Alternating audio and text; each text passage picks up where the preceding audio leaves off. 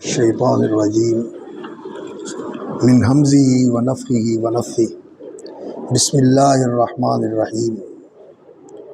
سورۃ عبس، سورۃ عبس وتولی، سورۃ الاعمی، سورۃ الصفر، سورۃ الصاخہ اور سورۃ الاعمی۔ یہ مختلف اس کے امتیازی نام ہیں، یہ موضوعی نام نہیں ہے، ایسا نام نہیں ہے جو اس کے موضوع کی وضاحت کرتا ہو، جو اس کے مدعا کو واضح کرتا ہو، وہ نام نہیں ہے، بلکہ یہ صرف تمییز کے لیے امتیازی نام ہے کہ یہ لفظ اس میں آیا ہے اور اس لفظ کے ساتھ یہ صورت جو ہے دوسری صورتوں سے ممتاز ہوتی ہے۔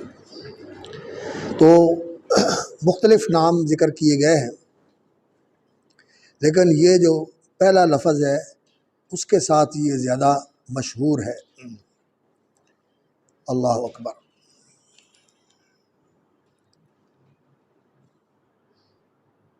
اور اس کا سبب نزول تقریباً متفق علیہ ہے کہ حضرت عبداللہ ابن ام مکتوم رضی اللہ تعالیٰ عنہ جو قدیم الاسلام صحابی ہیں، ان کا رسول اکرم صلی اللہ علیہ وسلم کی مجلس میں آنا اور آپ صلی اللہ علیہ وسلم کا اس وقت رؤسائے قریش الملأ الاعلیٰ جو اشراف تھے قبیلہ قریش کے اور مکے کے چودھری تھے، ان کے ساتھ آپ صلی اللہ علیہ وسلم دعوت، تفہیم اور ان کو اسلام کی طرف ترغیب، امالہ، اس عمل کے اندر مشغول تھے۔ اور یہ مشغولیت کوئی اس وجہ سے نہیں تھی کہ رسول اکرم صلی اللہ علیہ وسلم کو ان سے کوئی طمع اور لالچ تھا، کوئی مالی منفعت تھی، صرف یہی بات تھی یا آپ صلی اللہ علیہ وسلم ان کو دنیاوی جاہ و منزلت کی وجہ سے بڑا سمجھتے تھے، اس لیے آپ ان کی طرف متوجہ تھے۔ ایسی کوئی بات نہیں تھی، بلکہ اسلام کے ہی مصلحت کے لیے کہ اگر یہ بڑے اسلام کی طرف آ جائیں گے تو بڑوں کے ساتھ چھوٹے خود بخود آ جاتے ہیں۔ تو اسلامی مصلحت کے پیش نظر نبی صلی اللہ علیہ وسلم ان کے اوپر محنت فرما رہے تھے اور انہیں دعوت دے رہے تھے۔ تو اسی اثناء میں حضرت عبداللہ بن ام مکتوم رضی اللہ تعالیٰ عنہ جو خالص مومن تھے، صادق مومن تھے، مخلص بھی تھے اور صادق بھی تھے، اور رسول اکرم صلی اللہ علیہ وسلم کے رشتے میں قریبی بھی تھے۔ آپ صلی اللہ علیہ وسلم کے اہلیہ محترمہ ام المومنین حرم پاک نبی صلی اللہ علیہ وسلم کے حضرت خدیجہ رضی اللہ تعالیٰ عنہ کے ماموزات تھے، تو رشتہ داری بھی تھی، قدیم الاسلام بھی تھے اور مخلص اور سچے مسلمان تھے۔ تو یہ ساری چیزیں ایسی تھیں کہ نبی صلی اللہ علیہ وسلم نے اس موقع پر یہ جانا کہ اگر اس وقت ان کی طرف توجہ نہ کی جائے اور یہ جو آ کے کہہ رہے ہیں یا رسول اللہ ارشدنی، یا رسول اللہ استدنی، اور بعض روایات میں آتا ہے کہ جو بندہ ان کو لے کے آیا تھا وہ مجلس کا رنگ دیکھ کر کہتا تھا کہ ادھر ہی ٹھہر جاؤ، وہ کہتے تھے چل چل چل چل آگے چل، اور نبی صلی اللہ علیہ وسلم کو بھی مخاطب کرتے تھے کہ استدنی نہیں، مجھے قریب کریں، مجھے قریب کریں، میری رہنمائی کریں، کیونکہ ان کے اندر سچی طلب تھی اور وہ اس طلب سے بے قرار تھے، تو وہ اپنی بے قراری کا اظہار کر رہے تھے، آپ کی مجلس میں قریب ہونا چاہتے تھے۔ انہیں تو منظر نظر نہیں آ رہا تھا، تو نبی صلی اللہ علیہ وسلم کی مجلس کا ادب بھی تھا، تو اس نے کچھ بتایا بھی نہیں جو لے کے ان کو آیا تھا۔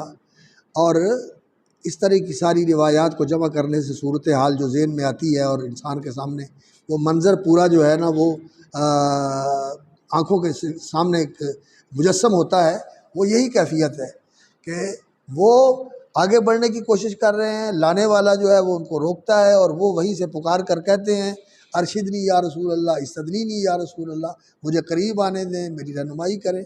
تو اس مجلس کے اندر عجیب کیفیت پیدا ہو گئی، اور یہ لوگ جو تھے یہ لوگ رسول اکرم صلی اللہ علیہ وسلم کی مجلس میں آنے سے گریز بھی کرتے تھے۔ کون لوگ؟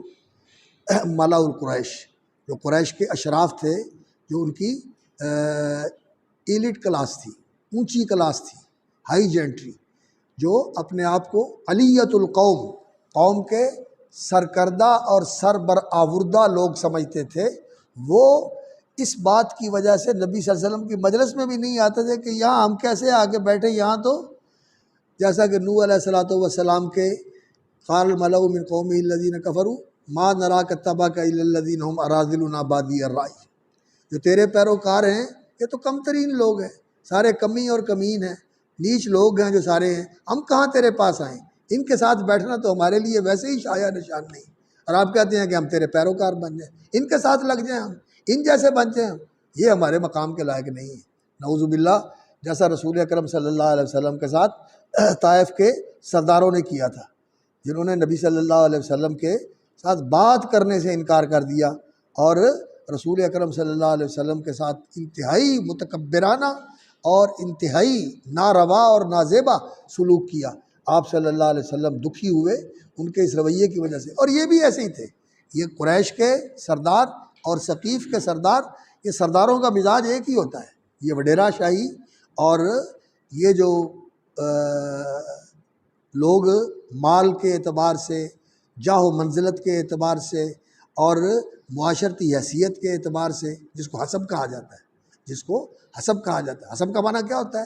حسب کا معنی ہوتا ہے جو لوگ سمجھتے ہیں بڑی شان ہے، بڑا مقام ہے، بڑا مرتبہ ہے، بڑا سٹیٹس ہے اور بڑی حیثیت ہے، تو یہ جو ہوتا ہے نا، یہ حسب ہوتا ہے، جو لوگ سمجھتے ہیں کہ یہ بڑی چیز، بڑی شاید، اور لوگوں کے حسب کیا ہوتا ہے؟ دولت ہی ہوتی ہے، دولت ہی ہوتی ہے، جو لوگوں نے جھوٹی سچی چودر بنائی ہوتی ہے، اس کی وجہ سے لوگ اس کو بڑا سمجھتے ہیں۔ تو یہ رسول اکرم صلی اللہ علیہ وسلم کے پاس آنے سے بھی گریز کرتے تھے، اور اب آئے ہوئے تھے، اور نبی صلی اللہ علیہ وسلم ان پر محنت کر رہے تھے کہ ان کو قریب کیا جائے اور ان کے شبہات اور ان کے جو ذہن کے اندر الجھاؤ ہے اس کو سلجھایا جائے اور انہیں اسلام کی دعوت پیش کی جائے۔ تو اس لیے رسول اکرم صلی اللہ علیہ وسلم نے تھوڑی سی ناگواری محسوس کی، اور آپ صلی اللہ علیہ وسلم نے ان کی طرف پوری طرح توجہ نہیں دی۔ تو اللہ رب العزت، اللہ اکبر، جو مکان اللہ شاکرن علیمہ، اپنے بندوں کا بڑا ہی قدردان اور بڑا ہی بندہ نواز مالک ہے، وہ جو اس کا بن جائے پھر اللہ رب العزت اس کو نوازتے ہیں، پھر اس کی اللہ رب العزت کے ہاں بڑی قدر و منزلت ہوتی ہے۔ پھر جو اللہ کا دوست بن جائے اور اللہ اس کو اپنا دوست بنا لے، اللہ اکبر، اور اللہ اس کا دوست بن جائے، پھر اللہ رب العزت اس کے لیے غیرت، اللہ اس کے لیے غیرت رکھتے ہیں۔ جب اس کی توہین ہو، جب اس کے معاملے میں ذرا سی بھی تقصیر اور کوتاہی کا ظہور ہو، اللہ رب العزت کو اس پہ ناراضگی ہوتی ہے۔ تو رسول اکرم صلی اللہ علیہ وسلم نے نعوذ باللہ کوئی ایسی بات نہیں کی جو کہ صریحاً غلط ہو، صرف ترجیحاً نبی صلی اللہ علیہ وسلم نے کہا کہ یہ تو پہلے ہی سمجھے سمجھائے ہیں، ان کو تو بعد میں بتا دیا جائے گا، اور یہ جو بیٹھے ہوئے ہیں ان پر اگر محنت کر دی جائے تو شاید یہ محنت برابر ہو اور بہت ساروں کے لیے ہدایت کا ذریعہ بن جائے۔ یہ نبی صلی اللہ علیہ وسلم کا اجتہاد تھا۔ تو آپ صلی اللہ علیہ وسلم کی اس اجتہادی عمل کے اوپر بھی اللہ رب العزت کی طرف سے تنبیہ آ گئی، اللہ رب العزت کی طرف سے تنبیہ آ گئی، اور یہ آیات نازل ہوئیں، اور پھر رسول اکرم صلی اللہ علیہ وسلم ان کی تکریم فرماتے تھے، کہتے تھے مرحباً بمن عاتبنی فیہ ربی، میں اس کو خوش آمدید کہتا ہوں جس کے بارے میں اللہ رب العزت نے مجھ سے عتاب فرمایا، مجھے تنبیہ فرمائی، میں اس کو مرحبا کہتا ہوں۔ اور اسی لیے نبی صلی اللہ علیہ وسلم نے ان کو مکے میں مدینہ منورہ میں داعی بنا کر بھی بھیجا، اور پھر نبی صلی اللہ علیہ وسلم نے بعض اوقات ان کو اپنا نائب بھی بنایا، امام بھی بناتے تھے، مؤذن بھی تھے نبی صلی اللہ علیہ وسلم کے، حضرت بلال کے ساتھ دوسرے مؤذن وہ تھے، اور نبی صلی اللہ علیہ وسلم ان کو امام بھی بناتے تھے، وہ آپ صلی اللہ علیہ وسلم کے مصلی امامت پر بھی کھڑے ہوتے تھے، اور مدینہ کا والی بھی بنا کے جاتے تھے، مدینہ کا والی بھی بنا کے جاتے تھے۔ بعض لوگوں نے کہا ہے کہ والی نہیں بناتے تھے کیونکہ وہ نابینا تھے، نابینا جو ہے وہ قاضی نہیں ہو سکتا، لیکن نابینا اگر عالم ہو تو وہ قاضی بھی ہو سکتا ہے۔ سعودی عرب میں بہت سارے ایسے علماء جو نابینا تھے اور وہ قاضی تھے، ان میں شیخ عبدالعزیز بن باز بھی تھے، وہ بھی اپنی نظر کے نہ ہونے کے باوجود قاضی بنائے گئے اور انہوں نے بہت اچھے کام کیے۔ اور اسی طرح شیخ عبداللہ بن حمید تھے، وہ بھی قاضی تھے، لیکن جب انسان ان کی باتیں سنتا ہے کہ وہ کس طرح معاملات کے اندر تحقیق کرنا اور حقیقت تک پہنچ جانا جستجو کے ساتھ اور اپنی فہم و فراست کے ساتھ، انسان حیران ہو جاتا ہے۔ تو بعض چیزیں ایسی ہوتی ہیں کہ جن لوگوں کی بصارت نہیں نہ ہوتی، ان کی بصیرت بہت بڑھ جاتی ہے، ان کی فراست بہت بڑھ جاتی ہے، تو وہ حالات باتیں سن کے اندازہ کر لیتے ہیں کہ حقیقت کیا ہے، اور بعض اوقات جو ہے وہ دیکھنے والے کو ان چیزوں کا اندازہ نہیں ہوتا۔ تو حضرت عبداللہ بن ام مکتوم رضی اللہ تعالیٰ عنہ کے بارے میں پھر یہ صورت نازل ہوئی، اور اللہ رب العزت نے فرمایا عبسا و تولا، اس نے تیوری چڑھائی اور منہ موڑا۔ عبسا و تولا، اس نے تیوری چڑھائی اور منہ موڑا۔ ان جاءہ الاعمی، کہ اس کے پاس آیا نابینا، اس کے پاس آیا نابینا۔ اب یہ غائب کا اسلوب ہے کہ اس نے ایسا کیا، اس نے ایسا کیا۔ تو علماء نے لکھا ہے، دو طرح علماء نے لکھا ہے۔ بعض لوگوں نے تو کہا ہے کہ اس میں تلطف ہے، اس میں ملاطفت ہے، یعنی تو نے ایسے کیا نہیں کہا، اس نے ایسے کیا، اس میں تھوڑی نرمی ہے، اس میں تھوڑی نرمی ہے۔ اور بعض کہتے ہیں نہیں، اس میں تھوڑا، اس میں ناراضگی کا اظہار ہے کہ توجہ نہیں ہے، بلکہ دوری کا اظہار ہے کہ اس نے ایسے کیا، یعنی یہ کام ایسا ہے جس نے دور کر دیا۔ غائب دور ہوتا ہے نا، اور مخاطب قریب ہوتا ہے، تو یعنی اس کام کی وجہ سے جیسا کہ کچھ دوری ہو گئی ہے، اللہ رب العزت اس دوری کا اظہار کر رہے ہیں کہ اس نے ایسے کیا، یعنی یہ عتاب کی وجہ سے غائب کا صیغہ استعمال کیا ہے۔ یہ جو لطافتیں ہوتی ہیں نا، یہ قرآن کی بلاغت ہے۔ اس طرح کی چیزوں کو سمجھنا اور ان کا تذوق ہونا کہ انسان ان کا ذوق محسوس کر سکے اور اس سے لطف لے سکے، یہ چیز ہوتی ہے اصل، کہ انسان جو ہے نا قرآن مجید کو پڑھے اور انسان قرآن مجید سے لذت لے۔ اللہ اکبر، اللہ اکبر۔ اور یہی چیز ہے جو آج مفقود ہو گئی ہے، قرآن مجید کا تدبر اور تذکر اور اتعاظ اور تلذذ، قرآن مجید سے لذت لینا، کہ انسان کے لیے قرآن ایسا ہو جیسے وہ صحابی تھے جن کو تیر جسم کے اندر ترازو ہو رہے ہیں، اور وہ کہتے ہیں کہ میں ایسی صورت میں تھا اور اس سے جو لذت محسوس ہو رہی تھی، میں نے اسے چھوڑنا پسند نہیں کیا، میں نے اسے چھوڑنا پسند نہیں کیا۔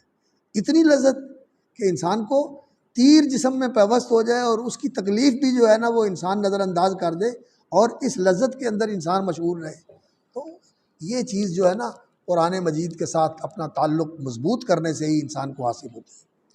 تو دونوں طرح اس کا معنی کیا ہے، یہ اپنا اپنا رجحان ہوتا ہے، اور آگے جا کے پھر رسول اکرم صلی اللہ علیہ وسلم کو مخاطب فرمایا، وما یدریک لعلہ یزکیٰ، کیونکہ آپ صلی اللہ علیہ وسلم مبلغ تھے، اللہ کے سفیر تھے، اللہ کی طرف سے فرستادہ تھے، اور لوگوں کی تعلیم و تربیت اور ہدایت و تزکیہ کے لیے اللہ رب العزت نے آپ صلی اللہ علیہ وسلم کو مبعوث فرمایا تھا۔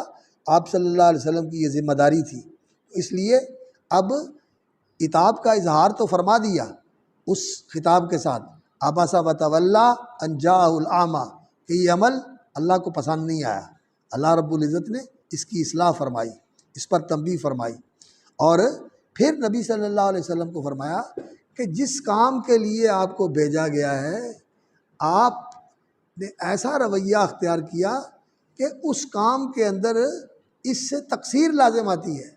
آپ جس جگہ کو زیادہ محنت کا مستحق سمجھ رہے ہیں، وہاں آپ کی محنت لا حاصل ہے، وہاں اس محنت کا کچھ فائدہ نہیں ہے، اور جہاں آپ کی محنت ثمر آور ہو سکتی ہے، نفع بخش ہو سکتی ہے، وہاں آپ بے توجہی کر رہے ہیں، وہاں آپ عدم توجہ کا مظاہرہ کر رہے ہیں۔ تو اس لیے پھر یہاں خطاب آ گیا، وما یدریک لعلہ یزکیٰ، اور آپ کو کیا خبر، لعلہ یتزکیٰ، ہو سکتا ہے کہ وہ ترجی، اس میں ترجی، ہو سکتا ہے کہ وہ یزکیٰ، اصل میں کیا ہے، یتزکا، کہ وہ اپنا تزکیہ کر لے، اپنے آپ کو سنوار لے، سدھار لے، اپنے آپ کو بنا لے، اپنے آپ کو ان ساری آلودگیوں سے صاف کر کے اتنا پاکیزہ اور ستھرا بنا لے، اللہ اکبر، کہ اللہ رب العزت کا محبوب بن جائے اور اللہ رب العزت کا چہیتا اور پیارا بن جائے۔ لعلہ یزکا، اللہ اکبر۔ تو تزکا کے اندر دونوں چیزیں آتی ہیں کہ جو قوتیں اس کے لیے اللہ رب العزت نے ایسی رکھی ہیں جو اس کو ملائے اعلیٰ اور عالم ملکوت کے ساتھ مناسبت پیدا کرنے والی ہیں، وہ قوتیں اس کے اندر ترقی پذیر ہوں اور نمو پذیر ہوں اور بڑھ جائیں، اور جو چیزیں عالم ناسوت اور عالم حیوانات اور شیطانوں اور وحوش کے ساتھ مناسبت رکھنے والی چیزیں انسان کے اندر موجود ہیں، ان سے وہ اپنے آپ کو پاک کر لے، ان کا یا تو بالکل ان کو ختم کر دے یا ان کو مغلوب کر کے دبا دے کہ ان کی کوئی حیثیت نہ رہے۔ جو اس طرح اپنا تزکیہ کر لے، لعلہ یتزکا، وہ شاید تزکیہ کر لے، ترجیح ہے اس کے اندر۔ اور رجا کیا ہوتی ہے؟ وہ ممکن چیز جس کی امید کی جاتی ہے کہ یہ ہو جائے، اس کو ترجیح کہتے ہیں، رجا کہتے ہیں۔ اور تمنا جو ہے یہ اس چیز کے لیے ہوتی ہے جو کہ مستحیل ہو۔ تمنا اور آرزو کرتا ہے انسان لیکن وہ ہو نہیں سکتی، اس کے لیے لیتا استعمال ہوتا ہے۔ او یذکر فتنفعہ الذکریٰ، یذکر نصیحت قبول کرے، یذکر یہ بھی یتذکر۔ ذکر کیا ہوتا ہے؟ ذکر کا معنی ہوتا ہے یاد کرنا، اور تذکیر کا معنی ہوتا ہے یاد دلانا۔ یاد دلائی جائے اس کو حقیقت، اور یاد دلائی جائے اس کو وہ بات جو انسان کے لیے نصیحت آموز ہے اور انسان کے لیے فائدہ مند ہے۔ او یذکر فتنفعہ الذکریٰ، اور یہ یاد دہانی اس کے لیے فائدہ مند ثابت ہو جائے اور وہ نیکی کی راہ پہ گامزن ہو جائے اور برائی کے راستے سے بچنے والا بن جائے۔ تو آپ اس کی طرف سے تھوڑی سی بے اعتنائی کا مظاہرہ کر رہے ہیں، حالانکہ جو آپ کے بعثت کا مقصد ہے، جو آپ کی بعثت کا مقصد ہے اور آپ کی تعلیم اور تربیت کا جو حاصل ہے وہ یہی ہے کہ لوگوں کے اندر تذکر آ جائے، لوگ نصیحت کو قبول کرنے والے بن جائیں، اور لوگوں کے اندر تزکی آ جائے کہ لوگ اپنا تزکیہ کرنے والے بن جائیں، نصیحت قبول کر لیں اور اپنا تزکیہ کر لیں۔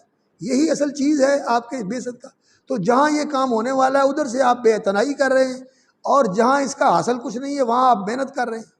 تو یہ رسول اکرم صلی اللہ علیہ وسلم کو سمجھایا۔ او یذکر فتنفعہ الذکریٰ اما من استغنا، رہا وہ جو بے نیاز بنا پھرتا ہے۔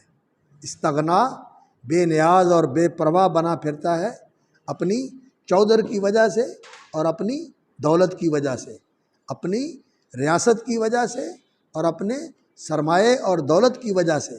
فأنت لہ تصدیٰ، آپ اس کے در پہ ہیں، آپ اس کے پیچھے پڑے ہوئے ہیں اور اس کی طرف توجہ دیتے ہیں اور اس کی طرف پوری طرح اپنے آپ کو مائل کیے ہوئے ہیں۔ وما علیک الا یزکا، اور آپ پر تو کوئی بوجھ نہیں ہے، وما علیک باس و ضرر، اس کے مسلمان نہ ہونے کا، تزکیے کو نہ قبول کرنے کا، اللہ کی طرف نہ آنے کا آپ پر کوئی بوجھ نہیں ہے کہ آپ نے اپنی ذمہ داری پوری کر دی۔ رسول کی ذمہ داری کیا ہے؟ اور حل علی الرسول الا البلاغ المبین، تو یہ پیغمبر کا کام تو صرف پہنچانا ہوتا ہے، صرف پہنچانا ہوتا ہے۔ ان علیک الا البلاغ، آپ کا کام تو صرف پہنچا دینا، آپ نے پہنچا دیا تو حجت پوری ہو گئی۔ اب نہیں مانتے تو اس کا آپ کے اوپر کوئی بوجھ نہیں ہے، آپ پریشان نہ ہو۔ لیکن رسول اکرم صلی اللہ علیہ وسلم بڑے حریص تھے، اس لیے کہ لوگ مان جائیں، لوگ مان جائیں، اور اللہ رب العزت نے اس بات پر بھی نبی صلی اللہ علیہ وسلم کو تسلی دلائی کہ لعلک باخع نفسک علی آثارہم ان لم یؤمنوا بہذا الحدیث اسفا، آپ اپنے آپ کو ہلاکت میں ڈال لیں گے کہ یہ لوگ مان نہیں رہے۔ تو نبی صلی اللہ علیہ وسلم کی اپنا احساس ذمہ داری کا اس قدر بڑا ہوا احساس تھا کہ آپ اتنا بوجھ اس کا لیتے تھے کہ ان کے نہ ماننے کو نبی صلی اللہ علیہ وسلم یہ سمجھتے تھے کہ شاید مجھ سے کوئی کوتاہی ہو رہی ہے، مجھ سے کوئی تقصیر ہو رہی ہے کہ جس کی وجہ سے یہ نہیں باندھ رہے؟ تو اللہ رب العزت نے فرمایا کہ آپ کی طرف سے کوئی تقصیر نہیں ہے، کوتاہی نہیں ہے، آپ نے پورا کر دیا، جو آپ کی ذمہ داری تھی پوری کر دی۔ لیکن آپ صلی اللہ علیہ وسلم کو ان کے لیے اتنا فکر مند نہیں ہونا چاہیے۔ ان کے لیے جیسے وہ ہماری پنجابی میں کہتے ہیں نا، انہاں تیلاں تیل نہیں ہے، تو ان سے کچھ حاصل ہونے کی چیز نہیں ہے۔ یہ ایسے ہی ہے کہ یہاں محنت کرنا ضائع ہے، رائے گان ہے۔ وَأَمَّا مَنْ جَاءَكَ يَسْعَىٰ فَأَنْتَ لَهُ تَصَدَّىٰ، تصدّیٰ یا تصدّیٰ تصدیًا اصل میں لفظ ہے صدد، ہوا بِصَدَدِ کذا، وہ آدمی اس چیز کے در پہ ہے۔ اصل لفظ کیا ہے؟ سادادہ، صاد دال دال، اور پھر یہ جو تصددہ ہے، تصددہ، یہ دو دالیں آ جاتی ہیں نا، تو اس میں تخفیف کرنے کے لیے ایک دال کو الف سے بدل دیتے ہیں، تو کیا کہہ دیتے ہیں؟ تصدّیٰ یا تصدّیٰ تصدیًا۔ اور صدا بھی اسی سے بنتا ہے، اور صدا کیا ہوتی ہے؟ صدا وہ آواز ہوتی ہے جو گونج کے پلٹ کے آتی ہے۔ جو آپ آواز دیتے ہیں نا اللہ اکبر، اور میدان کے اندر، پہاڑوں کے اندر، گنبد کے اندر گونج کے وہ آواز واپس آتی ہے، تو وہ کیا ہوتی ہے؟ آپ نے بولا اور آپ کے سامنے سے وہ پلٹ کے آئی، تو وہ آپ کے سامنے آتی ہے۔ تو تصدیٰ کا معنی ہوتا ہے کہ کسی چیز کو حاصل کرنے کے لیے اس کا پیچھا کرنا اور اس کے سامنے لگے رہنا کہ یہ چیز مجھے حاصل ہو جائے۔ تو فَأَنْتَ لَهُ تَصَدَّىٰ، تو اصل میں یہ لفظ صدد ہے، اور اس سے پھر یہ فعل بنا ہے تصددہ، اور اس میں پھر تخفیف ہوئی ہے اور یہ بن گیا کیا؟ تصدّیٰ۔ فَأَنْتَ لَهُ تَصَدَّىٰ وَمَا عَلَيْكَ أَلَّا يَزَّكَّىٰ، اور آپ پر کوئی بوجھ نہیں ہے اس کا کہ یہ لا یزکا، لا یتزکا، اگر یہ اپنا تزکیہ نہیں کرتا اور ناپاک کا ناپاک اور نجس کا نجس اور پلید کا پلید رہتا ہے، تو آپ کے اوپر اس کی کوئی ذمہ داری نہیں ہے، آپ کے اوپر اس کا کوئی بوجھ نہیں ہے۔ یہ اس قابل ہے کہ اسے جہنم کا ایندھن بننا ہے اور اسے آگ میں جلنا ہے، اور یہ اس قابل ہی نہیں ہے کہ یہ جنت کا وارث بن سکے اور پاک جگہ کے اوپر جا سکے۔ یہ ناپاک وجود آگ میں جلنے کے لیے بنا ہوا ہے، آپ اس کی پرواہ نہ کریں۔ وَأَمَّا مَنْ جَاءَكَ يَسْعَىٰ وَهُوَ يَخْشَىٰ فَأَنْتَ عَنْهُ تَلَهَّىٰ، اور رہا وہ جو آیا آپ کے پاس بھاگتا ہوا، یعنی دوڑتا ہوا، سعی و کوشش کرتا ہوا، یسرع، سعی کا معنی ہوتا ہے اہتمام کے ساتھ کسی چیز کی طرف جانا، فَاسْعَوْا إِلَىٰ ذِكْرِ اللَّهِ، بے شک بھاگنا نہ بھی ہو، تو کسی چیز کے اوپر توجہ دے کے وہ کام کرنا، بے شک انسان نہ بھاگے۔ وَإِذَا تَوَلَّىٰ سَعَىٰ فِي الْأَرْضِ لِيُفْسِدَ فِيهَا، اب وہ بھاگتا تو نہیں ہے لیکن اس چیز کا اہتمام کرتا ہے، کوشش کرتا ہے کہ زمین کے اندر فساد پھیلائے۔ وَإِذَا تَوَلَّىٰ سَعَىٰ فِي الْأَرْضِ لِيُفْسِدَ فِيهَا وَيُهْلِكَ الْحَرْثَ وَالنَّسْلَ وَاللَّهُ لَا يُحِبُّ الْفَسَادَ۔ تو سعی جو ہے یہ بھاگنے کے لیے بھی استعمال ہوتا ہے، اور کسی کام کو زیادہ محنت اور توجہ سے کرنے کے لیے بھی استعمال ہوتا ہے۔ فَاسْعَوْا إِلَىٰ ذِكْرِ اللَّهِ، تو پھر پوری توجہ کے ساتھ چلے آؤ اللہ کے ذکر کی طرف، پھر باقی سارے کاموں سے دھیان اٹھا لو اور اللہ کے ذکر کی طرف متوجہ ہو جاؤ۔ یا کہ یسعیٰ، یعنی بڑا طالب بن کے، بڑی توجہ کے ساتھ، بڑی طلب صادق لے کے آپ کے پاس پہنچا ہے، تیز قدم اٹھاتے ہوئے آیا ہے، وہ یخشیٰ، اور وہ اللہ کی خشیت سے مالا مال ہے۔ جو انسان کا جوہر ہے وہ کیا ہے؟ اللہ کی خشیت، اللہ کا خوف۔ یہ انسان کے اندر جو تبدیلی لانے والی چیز ہے، یہ اللہ کا ڈر اور اللہ کی خشیت اور اللہ کا خوف ہے۔ وَهُوَ يَخْشَىٰ فَأَنْتَ عَنْهُ تَلَهَّىٰ، تو آپ اس سے تلہا غفلت برتتے ہیں۔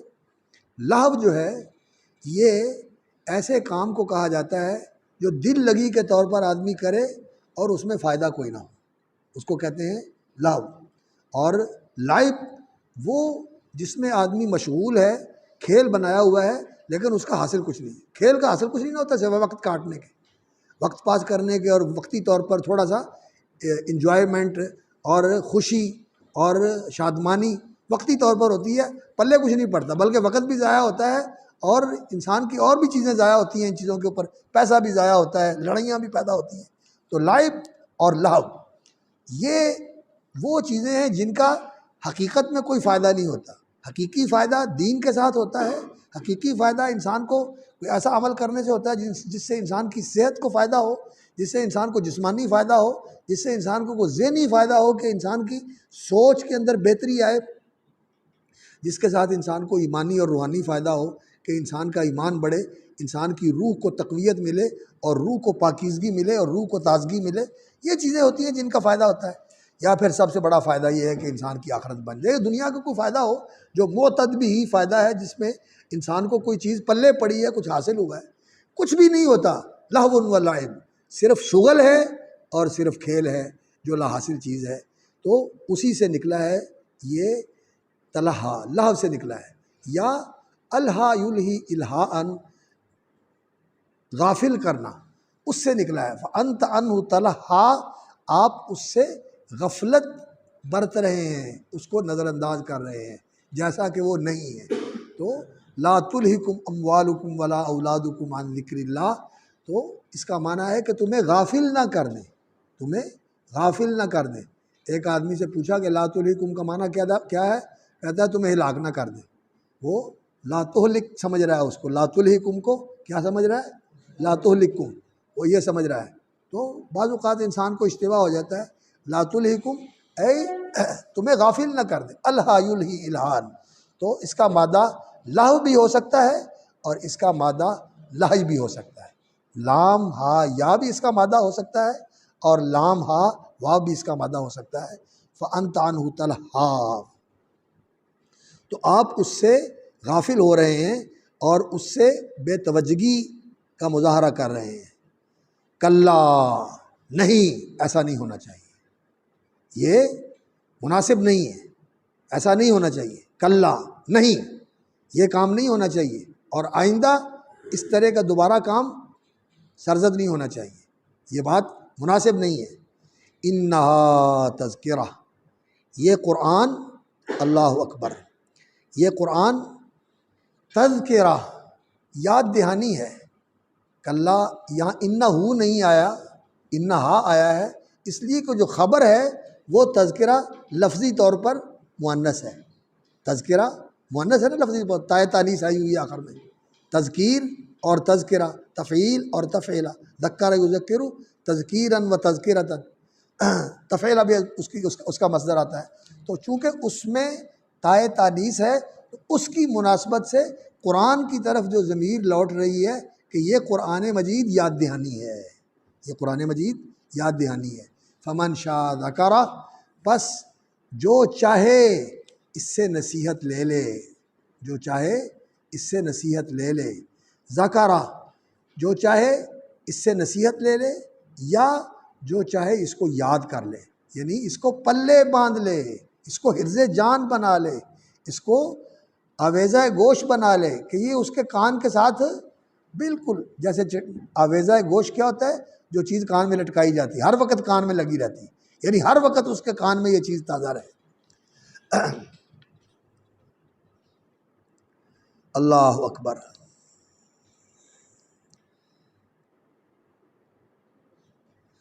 تو یا تو یہاں قرآن مجید مراد ہے، یا پھر یہاں یہ جو اللہ رب العزت نے نصیحت فرمائی ہے نا کہ آپ کو چاہیے کہ آپ جو لوگ آپ کے پاس آتے ہیں ان کے درمیان برابری رکھیں، اور زیادہ توجہ آپ کی ان کی طرف ہونا چاہیے، زیادہ توجہ ان کی طرف ہونی چاہیے جو مستفید ہو رہے ہیں، جن کے اوپر آپ کی نصیحت کا اثر ہو رہا ہے، ان پہ زیادہ توجہ دینی چاہیے۔ اور باقی جو لوگ آئے ہیں ان میں سے کسی کو نظر انداز کر دینا اور کسی کو زیادہ توجہ دینا، یہ آپ کے شایان شان نہیں ہے، آپ کو مساوات کا مظاہرہ کرنا چاہیے۔ تو یہ وصیت اور یہ موعظت تذکرہ، فمن شاء ذکرہ، تو جو چاہے اس کو یاد رکھے اور اس کو اپنے لیے رہنما بنائے اور اس نصیحت کے مطابق اپنی تعلیم، تذکیر، توعیہ اور تذکرہ کے اندر اسی کا اہتمام کرے۔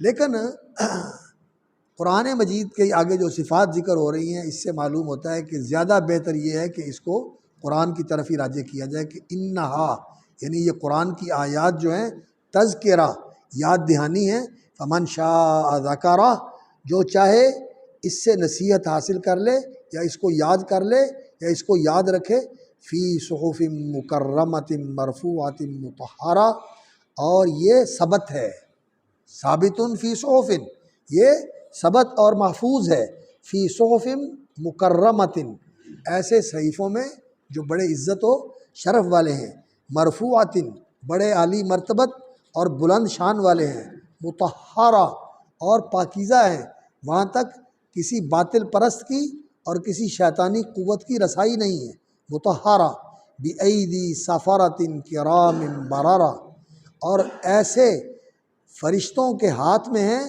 سفیر جو ہیں اللہ رب العزت کے، پیغام رسانی کرنے والے، پیغام بری کرنے والے، اللہ کا پیغام لے کے اس کے حکموں کی تعمیل کرنے کے لیے اللہ اور بندوں کے درمیان واسطہ بننے والے ہیں۔ سفیر کی جمع سفارہ، اللہ کے فرستادہ، اللہ کے بھیجے ہوئے اور اللہ کے مقرر کیے ہوئے فرشتے، کرام، ان کی اللہ کے ہاں بڑی عزت ہے، اللہ تعالیٰ ان کی عزت کرتے ہیں، ان کو عزت دیتے ہیں اللہ رب العزت۔ من کان عدوا لجبریل، من کان عدوا للہ وملائکتہ ورسلہ فإن اللہ عدو للکافرین، جو اللہ کے فرشتوں کا اور اللہ کے رسولوں کا دشمن ہے تو اللہ ان کافروں کا دشمن ہے۔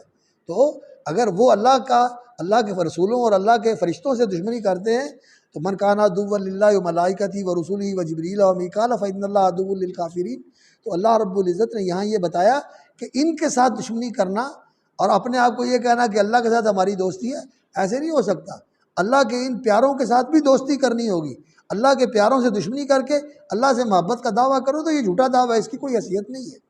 اللہ اکبر۔ تو کرام، ان کی اللہ کے ہاں بڑی عزت ہے۔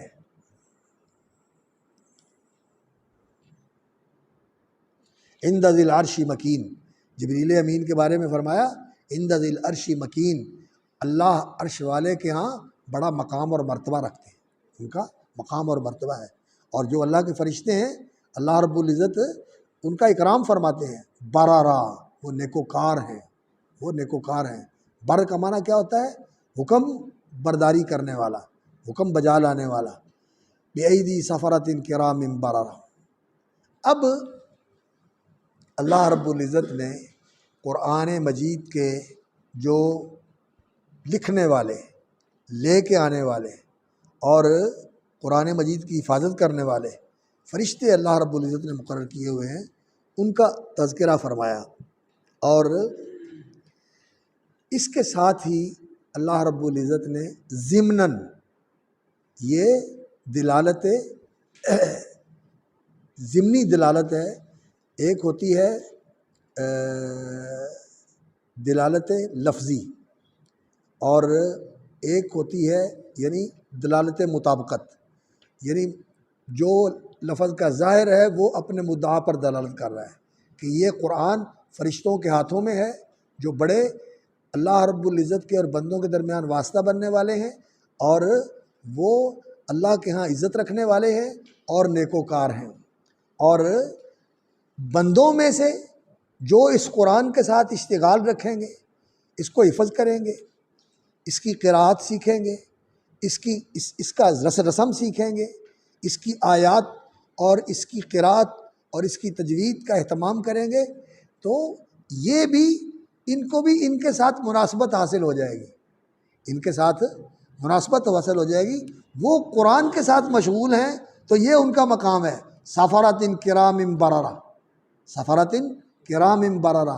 تو دنیا میں جو قرآن کے ساتھ مشغول ہوں گے تو ان کو بھی ان کے ساتھ مناسبت حاصل ہو جائے گی۔ تو یہ ایسی دلالت ہے جو اس سے سمجھ میں آتی ہے کہ انسان کا ذہن اس طرف جاتا ہے کہ ان کے اندر بھی پھر یہ صفات آ جاتی ہیں اور یہ مقام و مرتبہ ان کو حاصل ہوتا ہے، اور نبی صلی اللہ علیہ وسلم نے اس کی وضاحت فرما دی۔ یہ قرآن کی تفسیر ہو گئی۔ کیا فرمایا؟ الماہر بالقرآن ما سفرت الکرام البررہ، الماہر بالقرآن ما سفرت الکرام البررہ۔ قرآن کا ماہر جو ہے مہارت کے اندر ساری مہارتیں آتی ہیں۔ تو قرآن کے حفظ کی مہارت، اس کی قراءت کی مہارت، اس کی قراءات کی مہارت، اس کی تجوید کی مہارت، اس کے فہم کی مہارت، اس کی تفسیر کی مہارت، اس کے حفظ و اتقان کی مہارت، اس کی کتابت اور اس کی حفاظت کی مہارت، یہ ساری مہارتیں جو قرآن سے متعلق ہیں، یہ جس کے اندر ہیں اس کو اللہ رب العزت کیا مقام دیتے ہیں؟ مع السفرۃ الکرام البررہ۔ دنیا میں بھی وہ ان کے ساتھ مناسبت رکھتا ہے تو کل قیامت کے دن ان کی صف میں کھڑا ہوگا، اور ان کو ویسے ہی اونچے مقام ملیں گے جو ان فرشتوں کو ملے ہوئے ہیں۔ فرشتے اللہ کی محترم مخلوق ہیں، اللہ تعالیٰ ان کی تکریم فرماتے ہیں، اور اللہ رب العزت ان کو عزت دیتے ہیں، اور وہ اللہ رب العزت کے بہت ہی فرما بردار ہیں۔ تو ان کو بھی اللہ رب العزت اس عمل کی وجہ سے کہ ان کا قرآن کے ساتھ اشتغال ہے، اللہ رب العزت ان کی معیت نصیب فرماتے ہیں۔ کل قیامت کے دن بھی وہ ان کی صفوں میں ہوں گے، اور دنیا میں بھی ان کے ساتھ مناسبت ہے، اور جنت میں تو پھر وہ فرشتے ان کے ہم نشین ہوں گے، اور ان کو سلام کریں گے آ کر، اور ان کو بشارتیں دیا کریں گے، اور ان کی ملاقاتیں ہوا کریں گی آپس میں۔ الملائکۃ یدخلون علیہم من کل باب سلام علیکم بما صبرتم فنعم عقبی الدار۔ شیخ صاحب آ گئے؟ اچھا، اللہ اکبر۔ تو اللہ رب العزت نے یہ صورت جو ہے اس کے اندر پھر اس بات کی طرف توجہ دلائی، یا پھر آخر میں یہ بات کریں گے، پہلے صورت اس کو مکمل کر لیں۔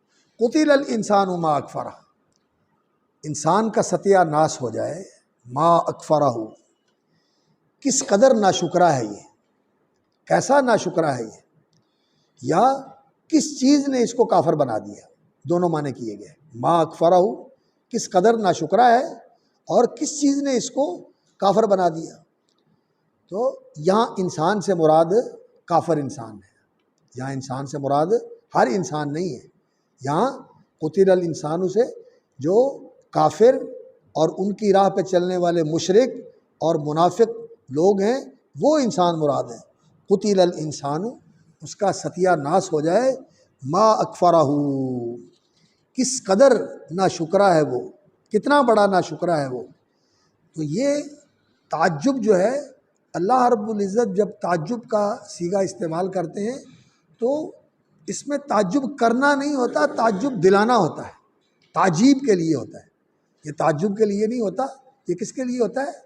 تعجیب کے لیے ہوتا ہے، تعجب دلانے کے لیے ہوتا ہے، کہ مخاطب کو متوجہ کیا جا رہا ہے کہ یہ تعجب انگیز چیز ہے۔ تعجب ہوتا ہے کہ انسان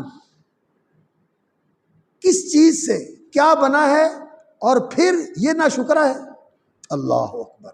ما اکفرہ من ای شیء خلقہ، کس چیز سے اس کو پیدا کیا، اس کے وجود کی ابتدا کی ہے مٹی، بابا آدم علیہ السلام مٹی سے پیدا ہوئے، ان کا جوڑا ان سے پیدا ہوا، اور ان کی اولاد ان دونوں کے ملاپ سے جو مائع مہین وجود میں آیا، اور اس کے اندر جو چھوٹے چھوٹے وینے اور جرثومے ہوتے ہیں، کیڑے، جو نہ کوئی ان کی شکل ہوتی ہے اور نہ کوئی ان کی حیثیت ہوتی ہے، اتنی کہتے ہیں کہ لاکھوں کی تعداد میں ہوتے ہیں۔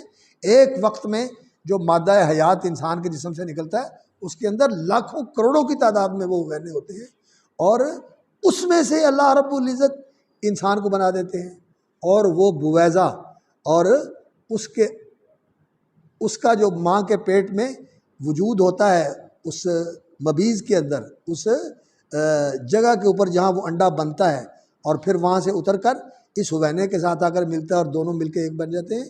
اس کی حیثیت کیا ہوتی ہے دیکھا بھی نہیں جا سکتا، جب تک کہ اس کو مائکروسکوپ کی جو کیمرہ ہوتا ہے، چھوٹی چیزوں کی تصویریں بڑی کرنے والا، جب تک اس کی انلارجمنٹ نہ کی جائے، اس کو بڑا نہ کیا جائے، تو وہ نظر نہیں آتا، اتنا چھوٹا ہوتا ہے، اتنا حقیر ہوتا ہے۔ من ای شیء خلقہ من نطفۃ خلقہ فقدرہ، اس کو نطفے سے پیدا کیا۔ نطفے سے پیدا کرنے کا مطلب کیا ہے؟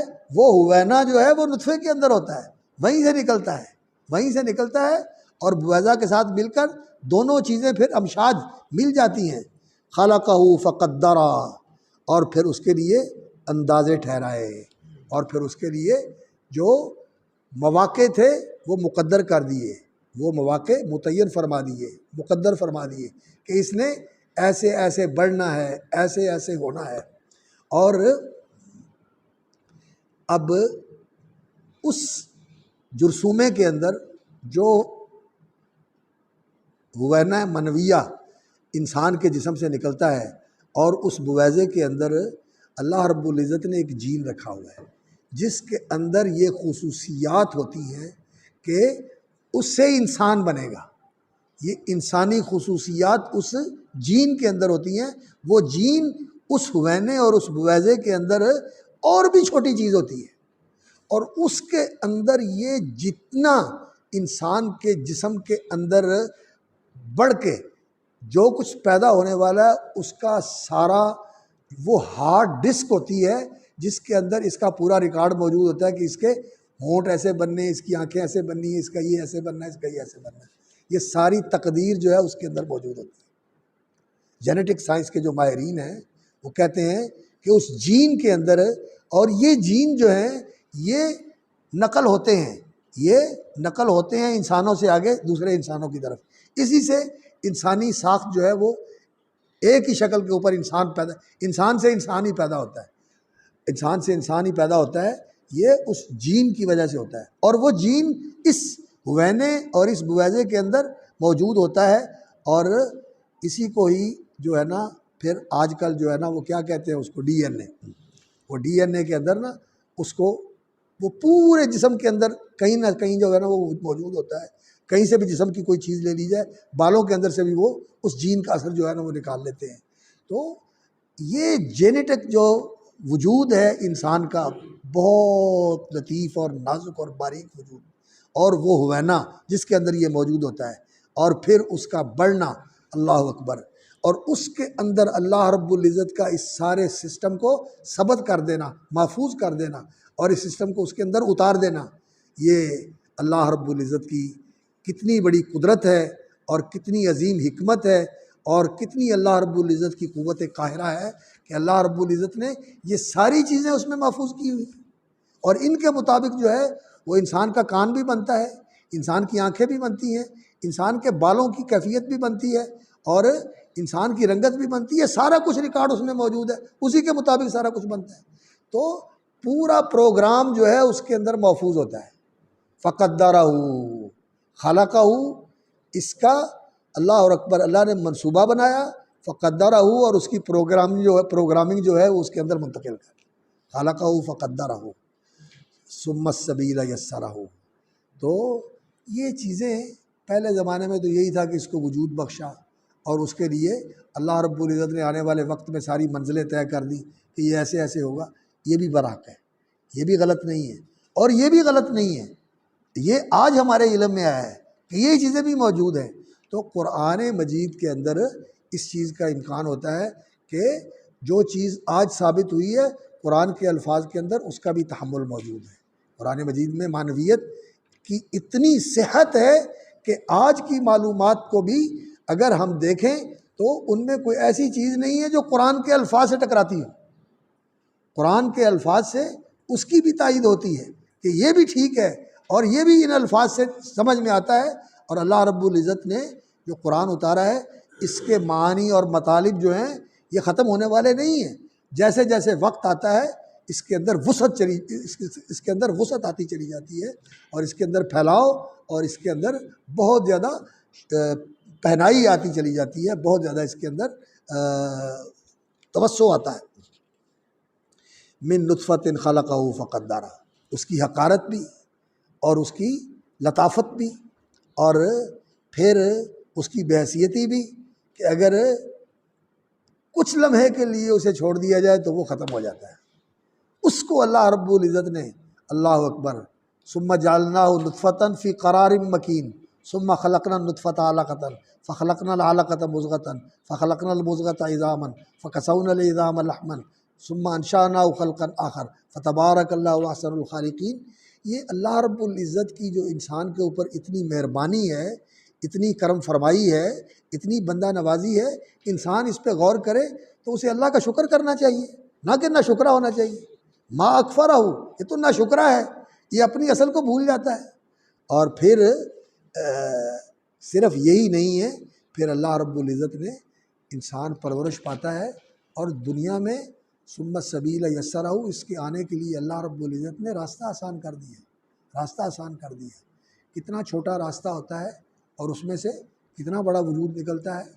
اللہ رب العزت نے ہی یہ آسانیاں پیدا کی ہیں کہ جسم کے اندر لچک آ جاتی ہے، پھیلاؤ آ جاتا ہے، ہڈیاں کھل جاتی ہیں اور پھر مل جاتی ہیں۔ یہ اللہ رب العزت کی آسانیاں ہیں جو اللہ رب العزت نے فرمائی ہوئی ہیں۔ ثم السبیل یسرا، ماں کے پیٹ سے نکلنے کے لیے راستہ آسان کر دیا اور دنیا میں انسان کے آگے بڑھنے کے لیے بھی راستے آسان کر دیے۔ دنیا میں جس راستے کی طرف جانا چاہے، ثم السبیل یسرا، پھر سبیل کو اللہ رب العزت نے اس کے لیے آسان کر دیا، یعنی نیکی کا راہ بھی آسان کر دیا اور برائی کا راہ بھی آسان کر دیا۔ برائی کی طرف جانا چاہے ادھر بھی جا سکتا ہے اور نیکی کی طرف جانا چاہے تو ادھر بھی جا سکتا ہے، یہ راستہ بھی آسان کر دیا۔ اور دنیا کے اندر جو کچھ انسان کے لیے اللہ رب العزت نے پیدا کیا ہوا ہے اس کے حاصل کرنے کی بھی راہیں آسان کر دی۔ یہ ثم السبیل یسرا کے اندر سارے مفہوم آتے ہیں۔ دنیا کے اندر انسان مال حاصل کرنا چاہتا ہے، انسان صحت مند رہنا چاہتا ہے، انسان دنیا کے اندر کامیابی حاصل کرنا چاہتا ہے، تو یہ تقدیر جو ہے یہ راز ہے، کسی کو پتہ نہیں ہے کہ میرے لیے مقدر کیا ہے۔ انسان کوشش کرتا ہے جو اس کے لیے مقدر ہوتا ہے اس کے لیے اللہ راستے آسان کرتا جاتا ہے۔ یسر لما خلق لہ ولما قدر لہ، جو اس کے لیے مقدر ہوتا ہے وہ اس کے لیے میسر ہو جاتا ہے، جیسا کہ حدیث میں آتا ہے۔ حدیث کے الفاظ کیسے ہیں؟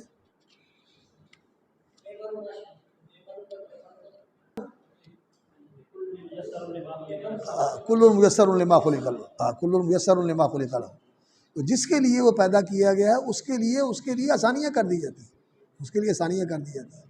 تو ثم السبیل یسرا، تو یہ چیز جو ہے ثم السبیل یسرا، اس کے اندر یہ چیز آتی ہے۔ ثم اماتہ فاقبرہ، اور پھر یہ وجود جو ہے ساری زندگی ایک جیسا نہیں رہتا، پہلے کمزور ہوتا ہے پھر بڑھتا ہے۔ خلقکم من ضعف ثم جعل من بعد ضعف قوة ثم جعل من بعد قوة ضعفا وشیبہ، پھر کمزوری سے قوت میں آتا ہے، پھر قوت سے کمزوری میں آنا شروع ہو جاتا ہے، اور پھر ایسا وقت آ جاتا ہے کہ بالکل انسان جو ہے وَمِنْكُم مَّن يُرَدُّ إِلَىٰ أَرْذَلِ الْعُمُرِ لِكَيْ لَا يَعْلَمَ بَعْدَ عِلْمٍ شَيْئًا، بڑا ہی دانار، بڑا ہی سمجھدار اور بہت ہی ذہین و فطین انسان ایسا ہو جاتا ہے کہ اسے یاد ہی نہیں رہتا۔ آنکھوں پہ اینک لگائی ہوتی، کہتا ہے میری اینک کتنے ہے، بابا تیری اکھاں نہ لگی، اچھا لگی، نہیں سمجھ آئی، یہ حالت ہو جاتی ہے انسان، یاد ہی نہیں رہتا، بھول جاتا ہے۔ بچے سامنے آتے ہیں پہچانتا ہی نہیں کون ہے، اپنے بچوں کو نہیں پہچانتا، نام بھول جاتا ہے۔ چلیے باقی پھر سے انشاءاللہ۔